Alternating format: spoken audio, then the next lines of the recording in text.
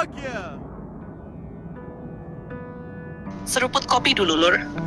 Kalau kita lihat perang Iran sekarang ini, yang kelihatan di permukaan memang cuma konflik militer, rudal, drone, dan serangan balasan. Tapi di balik itu ada permainan yang jauh lebih besar. Permainan negara-negara besar yang justru tidak ikut perang, tapi ikut menang. Hari ini kita bahas satu hal yang jarang dibahas. Bagaimana perang Iran justru memberi waktu bagi Tiongkok, uang bagi Rusia, dan peluang bagi Korea Utara. Kita mulai dari Tiongkok dulu.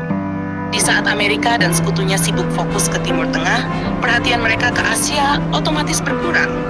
Kawasan seperti Taiwan, Laut Cina Selatan, bahkan Indo-Pasifik jadi tidak seketat sebelumnya dalam pengawasan militer Amerika.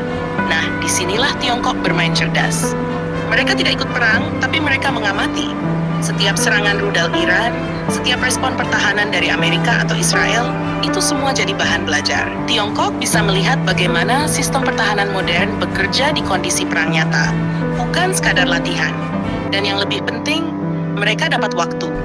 Waktu untuk memperkuat militernya, waktu untuk meningkatkan produksi senjata, dan waktu untuk menyiapkan langkah besar berikutnya tanpa tekanan langsung. Tiongkok paham satu hal, kadang kemenangan bukan soal ikut perang, tapi soal menunggu momen yang tepat. Sekarang kita geser ke Rusia. Kalau perang itu bisnis, maka Rusia sedang menikmati hasilnya. Kenapa?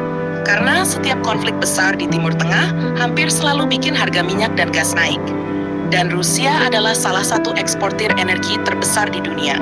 Saat harga energi naik, pemasukan Rusia ikut naik. Ini jadi sangat penting, karena di saat yang sama Rusia masih menghadapi tekanan dari konflik di Ukraina.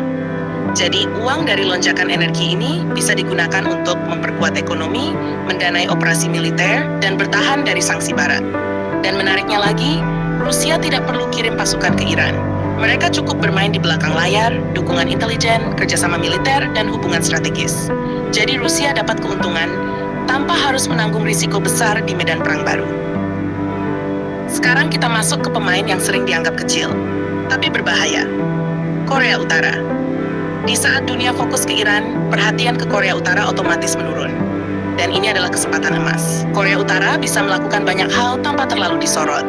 Uji coba rudal, pengembangan nuklir, dan peningkatan teknologi militer. Semua itu berjalan di saat dunia lagi sibuk ke arah lain. Dan bukan cuma itu. Dalam situasi global yang panas, permintaan senjata meningkat. Negara-negara yang butuh senjata cepat dan murah mulai melirik alternatif. Dan Korea Utara bisa masuk di situ. Mereka bisa jual senjata, teknologi rudal, bahkan menjalin kerjasama dengan negara lain yang punya kepentingan sama. Jadi buat Korea Utara, ini bukan sekadar situasi global, ini peluang. Lur, dari sini kita bisa lihat satu pola besar.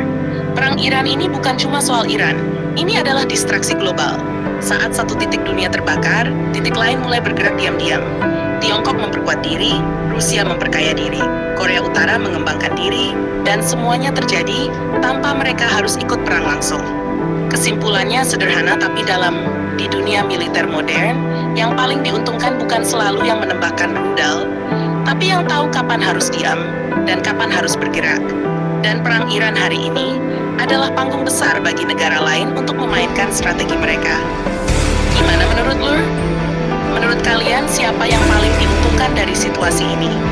Jangan lupa subscribe, like, dan komen di bawah sambil ngopi.